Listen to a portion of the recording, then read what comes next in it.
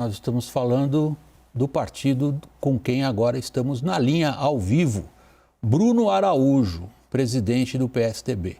Obrigado pela participação aqui ao vivo no Jornal da CNN. Bruno, meu boa noite, em nome também dos meus colegas Caio Junqueira e Thaís Arbex. Bruno, vamos à primeira pergunta. Na verdade, eu já havia feito ela também. A Thaís, seria interessantíssimo ouvir a sua resposta. É um fiasco o espetáculo público que a sua agremiação neste momento oferece. Como, Bruno, convencer os eleitores a escolher um partido que não consegue fazer uma escolha? Boa noite, William, Caio, Thaís, a todos. Bem, o PSDB, em abril, uma decisão minha, tomou uma decisão que é a mais inovadora na política brasileira, promover um processo de prévias, um processo absolutamente democrático.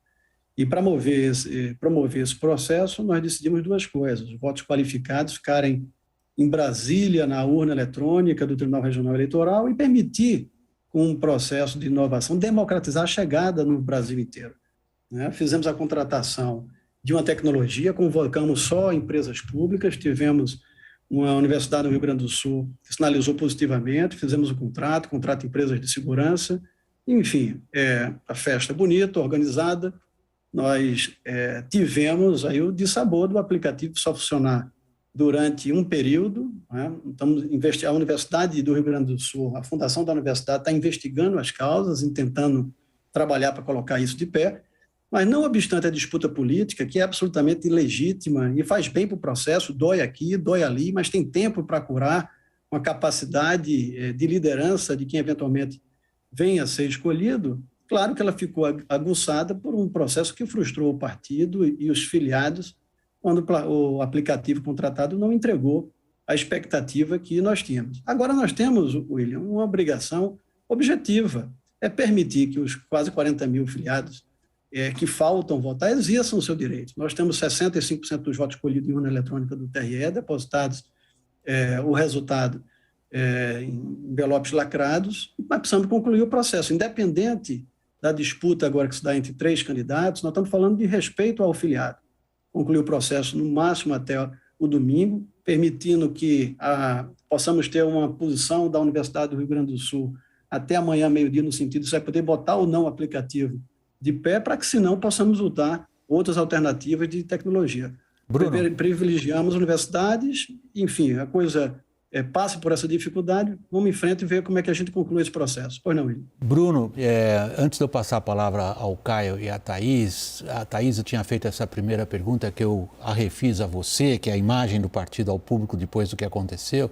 Com o Caio eu estava explorando justamente, antes da conexão contigo ser estabelecida, essa transição das gerações. Você representa uma jovem geração dentro de um partido, como eu qualifiquei no começo deste jornal, importantíssimo para a gente entender o Brasil como ele é hoje. Bruno, o que está acontecendo na sua gestão como presidente de um partido que foi tão relevante todos esses anos? Tem havido uma dificuldade intransponível nessa passagem de gerações de líderes do PSDB? Mas veja só, nós temos primeiro uma posição. Eu, pessoalmente, apesar da idade, tinha tomado já uma decisão de deixar a vida pública. Minha última passagem é como presidente do partido, o único partido que tive na vida, coisa rara na vida pública. Tantos mandatos, tanta participação na vida pública nacional e uma única agremiação, um único partido. Claro que há uma virada, e não é só geracional, houve uma mudança do processo de liderança política nos estados. Os dois agentes mais principais, três agentes, mas dois deles que disputam com uma polarização maior esse processo das prévias, são agentes, apesar de todo o tempo de filiação dos dois, são novos no protagonismo nacional, tanto o governador Eduardo Leite, governador agora no primeiro mandato, como o governador João Dória, que há poucos anos era prefeito da capital no seu primeiro mandato. Claro que isso tudo é novo, mas nada quer dizer que perca-se maturidade e processo de construção. A disputa é normal, mas agora nós chegamos numa fase que a questão não é da disputa local, é haver unidade para cumprir o respeito a que o partido deve aos eleitores que acreditaram, que se cadastraram e estão na expectativa de concluir esse processo para um anúncio de um candidato. Claro, é péssimo para a imagem do partido. Imagine para quem é voluntário, pro bono, como eu, que se afasta das atividades profissionais para cuidar de um ambiente, né, em que nós temos o desafio que temos hoje. Mas, enfim, a gente espera que instituições sobrevivam a todos os momentos de dificuldade que existem. Eu vou passar a palavra na sequência primeiro a Thaís Arbex e na sequência ao Caio. Thaís. Presidente, boa noite. Ficou muito claro que nesse processo o PSDB está mais dividido do que nunca. A avaliação que a gente tem ouvido de diversas lideranças políticas e de cientistas políticos também é de que, diante dessa divisão tão explícita do PSDB, quem sai ganhando, nesse caso, seriam dois outros nomes na disputa de 2022. O presidente Jair Bolsonaro e o ex-juiz Sérgio Moro.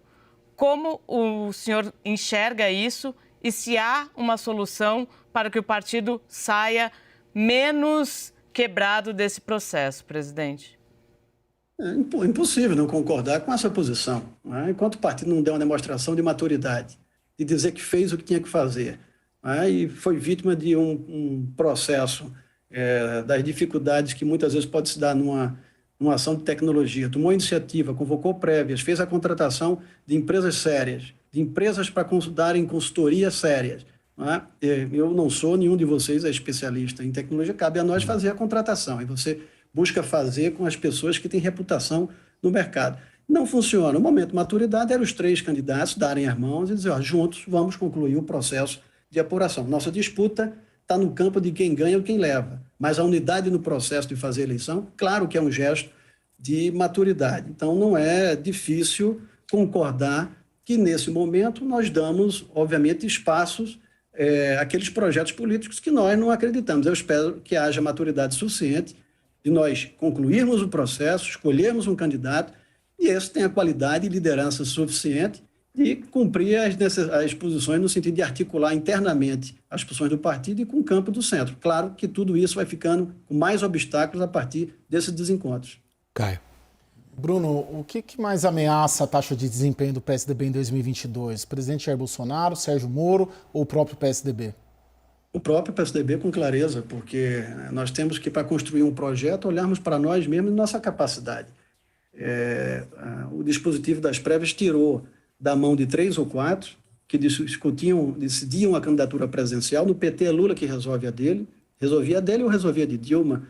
A do próprio Jair Bolsonaro, quem vai resolver é Valdemar da Costa Neto com ele. E a de Moro, quem resolve é minha amiga Renata Abreu. No PSDB, a gente abriu para um processo de 44 mil pessoas. Já votaram 4, 5 mil pessoas, precisa concluir o processo. Agora, concluído o processo, vamos ver primeiro se há maturidade de todos se juntarem para fecharmos esse ciclo. Não fechar esse ciclo significa a negativa e a maturidade das lideranças, né, de dizer não a um conjunto de decisão democrática como essa. Eu prefiro tratar como um acidente que aconteceu ontem, que nós fechamos isso ao longo da semana e demonstra maturidade ao eleitorado brasileiro, porque temos, sim, candidatos e personagens com muita qualidade política que pode ajudar o país.